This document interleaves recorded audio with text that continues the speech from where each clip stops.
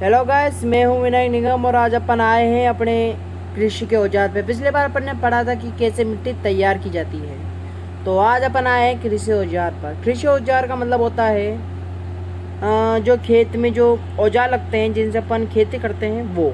तो चलो पढ़ना शुरू करते हैं। अच्छी उपज के लिए बुआई से पहले मिट्टी को भुरभुरा करना आवश्यक है। ये कार्य अनेक औजारों से किया जाता है। हल, कुदाली एवं कल्टीवेटर इस कार्य में उपयोग किए जाने वाले प्रमुख औजार है। तो भुरभुरा का मतलब होता है मिट्टी को उलटना पुलटना, या उसी का ही दूसरा नाम है। ठीक है। हल, हाँ सही पढ़ रहे हाँ। हल, प्राचीन काल से ही हल का प्रयोग जुताई, खाद उर्वरक मिलाने, खरपतवार निकालने एवं मिट्टी खुरचने के लिए किया जाता रहा है। यह औजार लकड़ी का बना होता है। जिसे बैलों की जोड़ी अथवा अन्य पशु, घोड़े, ऊंट की सहायता से खींचा जाता है। इसमें लोहे की मजबूत तिकोनी पत्ती होती है। हाँ, तो भाई इसमें हल का वर्णन दिया गया है। तो प्राचीन काल का मतलब है काफ़ी पुराने ज़माने से हल का प्रयोग किया गया है। जुताई का मतलब तो मिट्टी खोदना, खाद डालना, ये सब जुताई के कार्य होते हैं। खाद उर्वरक मतलब एक ऐसी चीज़ होती है जिससे मिट्टी पोषक युक्त होती है।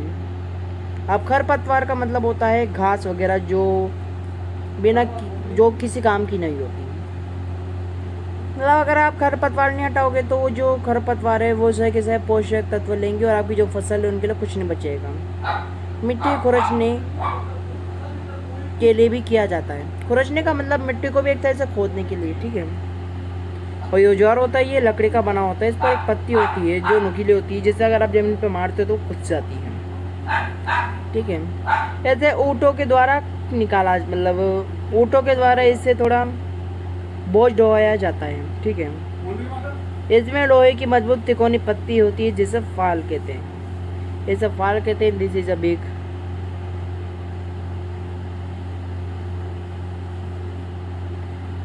ये एक तरीके की चीज है। हाँ, ये सिस्टम अच्छा है। हल का मुख्य भाग लंबी लकड़ी का बना होता है जिसे हल शेफ्ट कहते हैं।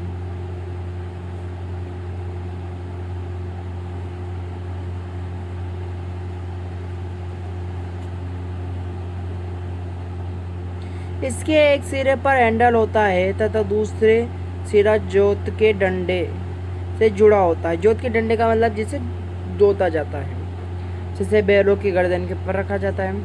आपने काफ़ी सारी मूवीज़ में देखा होगा कि जो बैल होते हैं उनके ठीक गर्दन पे रखा होता है, ऊपर वाली गर्दन या पीछे जहाँ पे मेरा आता है ना वहाँ पे एक जोड़ी बैल एवं एक आदमी से सरलता से चला सकता है। आजकल लोहे के हल तेजी से देसी लकड़ी के हल की जगह ले रहे हैं। सही बात है। लोहे के जो हल होते हैं वो लकड़ी के हल की जगह इसलिए ले रहे हैं क्योंकि लोहे के हल को अपन कहीं ना कहीं यूज़ में ले सकते हैं। जैसे कि लोहे का हल कभी भी बिन पॉकेट में निकलता नहीं है, और दूसरा लोहे के हल को अपन ट्रैक्टर से भी कनेक्ट कर सकते हैं। हाँ, तो भाई अभी हमारी कुदाली। यह एक सरल औजार है जिसका उपयोग खरपतवार निकालने एवं मिट्टी को पोला करने के लिए किया जाता है। कुदाली का आपने तो देखा ही होगा। आज की जो वो भी एक तरह से हल टाइप ही होती है। उसे आप जैसे ज़मीन पे मारते हैं वो पूरी तरह से मिट्टी को खोद देती है और मिट्टी को पोला करने में काम आती है, मतलब सॉफ्ट करने में। अगर मिट्टी सॉफ्ट होगी, नमी युक्त होगी, तो उसमें हर एक पेड़ पौधे आसानी से उग सकते हैं, फसलें भी उग सकती हैं।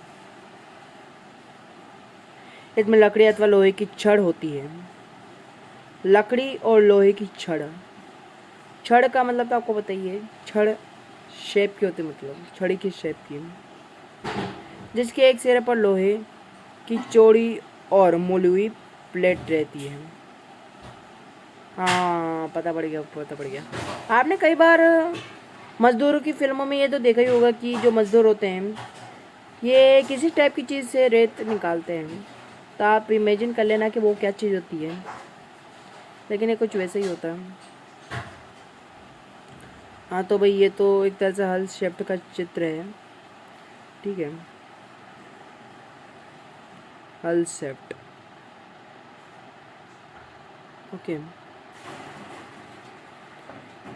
अब है कुदाली। मैंने जैसा बताया था एकदम वैसा ही निकला। ये जो हिस्सा होता है ये पकड़ कहलाता है, ठीक है, पकड़। और ये दूसरा हिस्सा होता है वो हैंडल कहलाता है। ये जोत होता है, ये छड़ होती है और ये मुड़ी प्लेट होती है।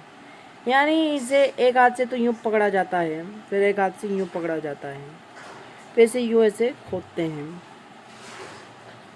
लगी होती है। एक मिनट जरा, हाँ मैंने पढ़ लिया था। जो ब्लेड की तरह कार्य करती है। ब्लेड का मतलब ये एक तरह की छोटी सी पट्टी होती है जिससे हाथ वाथ कट सकता है, जिससे आदमी गाड़ी बनाने के लिए यूज़ में लेते हैं। ये मुझे बताने की ज़रूरत है नहीं क्योंकि काफ़ी बच्चों ने देखे रखा होगा। इसका दूसरा सिरा पशुओं द्वारा खींचा जाता है, वही बात जो हल में होती है, कल्टीवेटर। ये जो चीज़ होती है ये थोड़ी बहुत हल की तरह होती है, बस फ़र्क ये होता है कि ये लोहे का होता है पूरी तरह से और इसे ट्रैक्टर खींचते हैं। चलो पढ़ते हैं। आजकल जुताई ट्रैक्टर द्वारा संचालित कल्टीवेटर से ही की जाती है। तो भाई ये एक बहुत बड़ा पॉइंट, वैसे ये पूरा का पूरा ही एक पॉइंट है। हाँ, आजकल जुताई ट्रैक्टर द्वारा की जाती है, मतलब संचालित कल्टीवेटर से ही की जाती है। कल्टीवेटर का उपयोग से श्रम एवं समय दोनों की ही बचत होती है। सही बात है। काफ़ी सारे जो नए नए किसान होते हैं उनकी कमर में इतना बुरा दर्द होता होगा कि आप सोच लीजिए क्या दर्द होता होगा उनको। ये भारी चीज़ क्या होती है, आप सच्चा कौन जानेगा। बुआई फसल उत्पादन का सबसे महत्वपूर्ण चरण है। बोने से पहले अच्छी गुणवत्ता वाले साफ स्वस्थ बीजों का चयन किया जाता है। किसान अधिक उपज देने वाला बीजों को प्राथमिकता देते हैं। बीजों का चयन।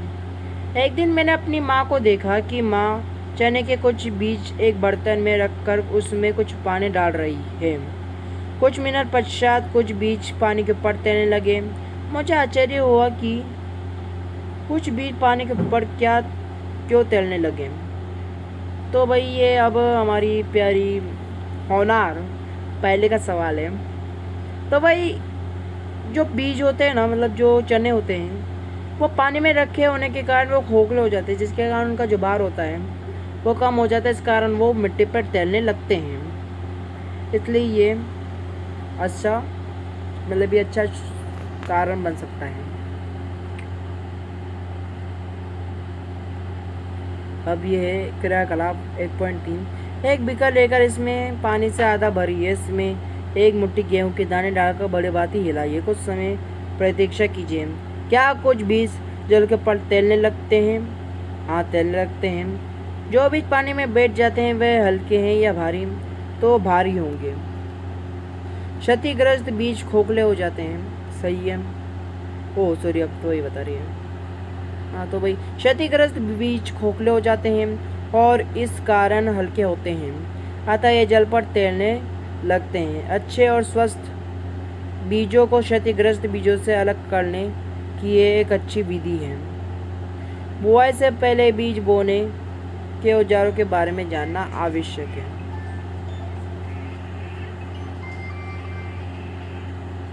हेलो।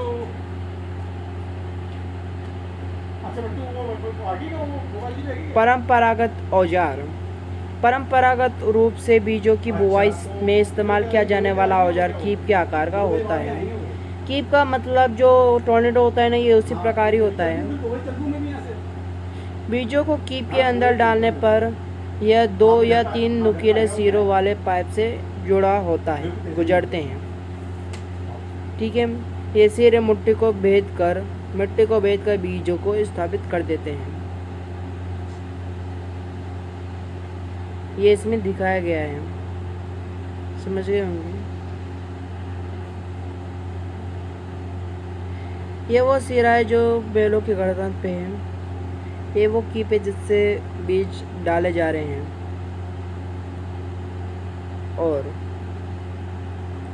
और ये वो हल है जो मिट्टी में बीजों को पहुंचा रहा है। ठीक है।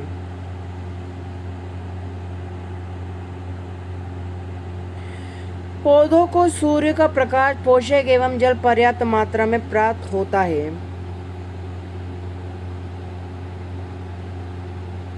ओ सॉरी सॉरी सॉरी सॉरी, माफ करना, गलत हो गया। हाँ, सीड ड्रिल। सीड ड्रिल वही होता है, मतलब सीड ड्रिल, सीड्स को हिंदी में बीज कहते हैं, और ड्रिल का तो आपको बताइए ये वही चीज़ होगी। आजकल बुआई के लिए ट्रैक्टर द्वारा संचालित सीड ड्रिल का उपयोग होता है। इसके द्वारा बीजों में समान दूरी एवं गहराई बनी रहती है। यह सुनिश्चित करता है कि बुआई के बाद मिट्टी द्वारा ढक जाए, बीज मिट्टी द्वारा ढक जाए। इससे बीजों को पक्षियों द्वारा खाए जाने से रोका जा सकता है। सीड ड्रिल द्वारा बुआई करने से समय एवं श्रम की दोनों की बचत होती है। तो आजकल ट्रैक्टर के जो सीड ड्रिल होते हैं वो मिट्टी में ये सीड ड्रिल का इस्तेमाल करते हैं। इसमें जो बीज होते हैं वो समान दूरी पर मिट्टी में मिल जाते हैं, और फिर जो मिट्टी होती है वो इन्हें ढक लेती, जिससे चिड़िया और कोई और चीज़ इन्हें ना खा सके। समय और श्रम की बचत होती है, यानी हार्ड वर्क की। अब हमारे प्यारे से भुजो भाई साहब बोले भोले हैं। मेरे विद्यालय के समीप एक पौधशाला है, नर्सरी है। मैंने देखा कि पौधे छोटे छोटे थैलों में रखे हैं। वे इस प्रकार क्यों रखे गए? तो भाई इसका एक ही आंसर है, जो विद्यालय होते हैं, मतलब इन्हें उगाए जाने से पहले, कुछ चीज़ों को उगाए जाने से पहले इनके पौधे तैयार किए जाते हैं, फिर उन्हें रोपा जाता है। तो यही कुछ कहना चाहती हैं। धान जैसे कुछ पौधों के बीजों को पहले पौधशाला में उगाया जाता है। पौधे तैयार हो जाने पर अपने हाथों द्वारा खेत में रोपित कर देते हैं। कुछ वन्य पौधे एवं पुष्प पौधे भी पौधशाला में उगाए जाते हैं। पौधों को अत्यधिक घने होने से रोकने के लिए बीजों के बीच उचित दूरी होना अत्यंत महत्वपूर्ण है। सही बात है। इससे पौधों को सूर्य का प्रकाश, पोषक एवं जल पर्याप्त मात्रा में प्राप्त होता है। अधिक घनेपन रोकने के लिए कुछ पौधों को निकाल कर हटा दिया जाता है। खाद एवं उर्वरक।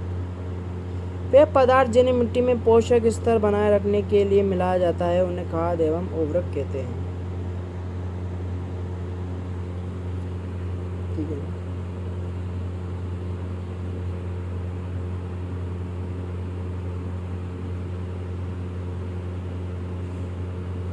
मैंने खेत में उगने वाले स्वस्थ फसल पौधों को देखा, जबकि पास के खेत में पौधे कमजोर थे। कुछ पौधे अन्य पौधों की तुलना में ज़्यादा अच्छी तरह से क्यों उगते हैं? तो भाई इसका एक ही आंसर है।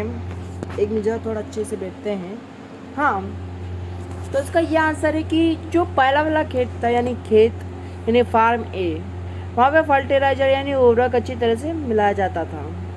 बट जो दूसरा खेत था वहाँ पे उर्वरक शायद ठीक तरह से नहीं मिलाया जाता था, शायद वहाँ पे कीटनाशक भी नहीं छिड़का जाता हो। तो इसका मिट्टी फसल को खनिज पदार्थ प्रदान करती है। यह पोषक पौधों को वृद्धि के लिए आवश्यक है। कुछ क्षेत्रों में किसान खेत में एक के बाद दूसरी फसल उगाता रहता है। खेत कभी भी खाली नहीं छोड़े जाते हैं। कल्पना कीजिए कि पोषकों का क्या होता है। फसलों के लगातार उगने से मिट्टी में पोषकों की कमी हो जाती है। इस क्षति को पूरा करने हेतु किसान खेतों में खाद देते हैं। यह प्रक्रम खाद देना कहलाता है।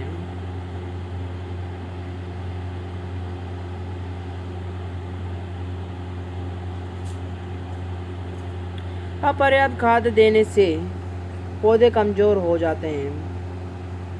खाद एक कार्बनिक यानी जैविक पदार्थ है जो कि पौधों या जंतु अपशिष्ट से प्राप्त होता है।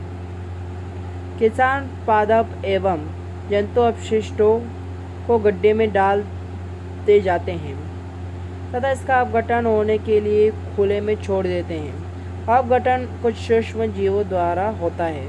अपघटित पदार्थ खाद के रूप में उपयोग किया जाता है। आप कक्षा 6 में वर्मी कंपोस्टिंग व केचुए द्वारा खाद तैयार करने के विषय में पढ़ चुके हैं। तो भाई आपको पता नहीं होगा लेकिन जब कोरोना आया था तो सरकार ने काफ़ी सारी पुस्तकें लगाई थी, तो उस कारण हमें किताब पढ़ने का कुछ मौका ही नहीं मिला। तो भाई हमें कैसे जान सकते हैं वर्मी कंपोस्टिंग खाद, देख सकते हैं।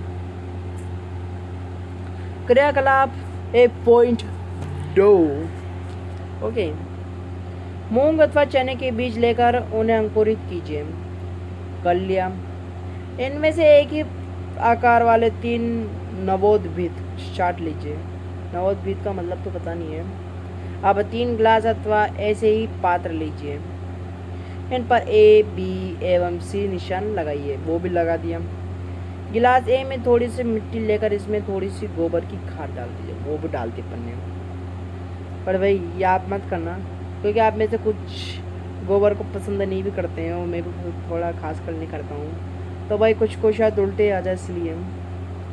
गिलास बी में समान मात्रा में मिट्टी लेकर उसमें थोड़ा सा यूरिया मिलाइए। यूरिया तो अपने शरीर से हमेशा निकलता रहता है, तो आप ले सकते हो उसको। मजाक था। गिलास सी में कुछ मिट्टी मिला लीजिए बिना कुछ मिलाए। आप इनमें पानी की समान मात्रा डालकर सुरक्षित स्थान पर रख दीजिए। प्रतिदिन पानी देते रहिए। 7 से 10 दिनों बाद की वृद्धि को नोट कीजिए।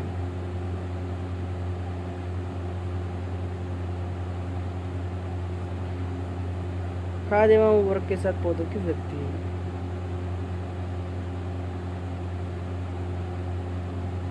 क्या तीनों गिलासों के पौधों में वृद्धि की गति एक समान है? हाँ, सॉरी, नहीं है। ठीक है, क्योंकि भाई 2 गिलास में तो हो सकती है समान, लेकिन एक गिलास में तो नहीं हो सकती ना, क्योंकि उसमें मिट्टी में कुछ मिलाया ही नहीं है। इसलिए किस गिलास में पौधों की वृद्धि बेहतर है? ए और बी। किस गिलास के पौधे में वृद्धि सबसे अधिक है? ए। उर्वरक रासायनिक पदार्थ है जो विशेष पोषकों से समृद्ध होता है। वे खाद से कैसे भिन्न है? उर्वरक का उत्पादन फैक्ट्रियों में किया जाता है। उर्वरक के कुछ उदाहरण: urea, ammonium sulphate, super phosphate, potash, NPK, nitrogen, phosphorus, potassium. इनके उपयोग से किसानों को गेहूं, धान तथा मक्का जैसे फसलों की अच्छी उपज प्राप्त करने में सहायता मिलती है। परंतु उर्वरकों के अत्यधिक उपयोग से मिट्टी की उर्वरकता में कमी आई है। यह जल प्रदूषण का भी स्रोत बना है। अतः मिट्टी की उर्वरकता बनाए रखने के लिए हमें उर्वरकों के स्थान पर जैविक खाद का उपयोग करना चाहिए, अथवा 2 फसलों के बीच में खेत को कुछ समय के लिए बिना कुछ उगाए छोड़ देना चाहिए। खाद के उपयोग से मिट्टी की गठन एवं जल अवशोषण क्षमता में भी वृद्धि होती है। इससे मिट्टी में सभी पोषकों की प्रतिपूर्ति हो जाती है। मिट्टी में पोषकों की प्रतिपूर्ति का अन्य तरीका है फसल चक्रण। यह एक फसल के बाद खेत में दूसरे किस्म की फसल एकांतर क्रम में उगाकर किया जा सकता है। पहले उत्तर भारत में किसान फलीदार चारा एक ऋतु में उगाते थे तथा गेहूं दूसरी ऋतु में। इससे मिट्टी में नाइट्रोजन का पुनः पूरण होता रहता है। किसानों को इस पद्धति को अपनाने के लिए प्रोत्साहित किया गया है। पिछली कक्षाओं में आप राइजोबियम बैक्टीरिया बोलते, लेकिन उन्होंने बैक्टीरिया बोल दिया, के विषय में पढ़ चुके हैं। ये फलीदार लेग्यूमिनस पौधों की जड़ों की ग्रंथियों में पाए जाते हैं और वायुमंडलीय नाइट्रोजन को स्थिरीकरण करते हैं।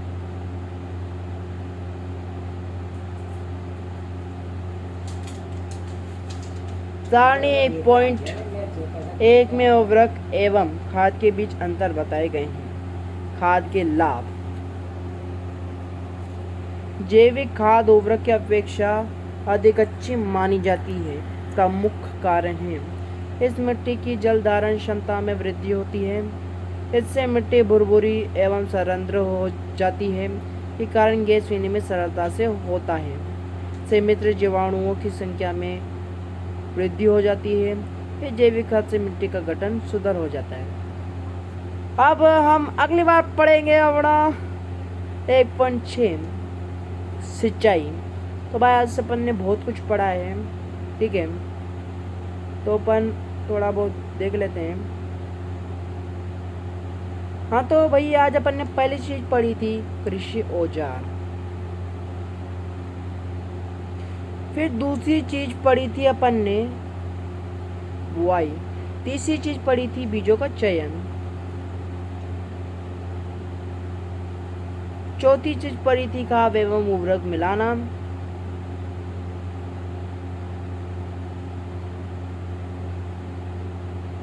और ये आखिरी चीज पढ़ी थी वो उर्वरक को मिलाना।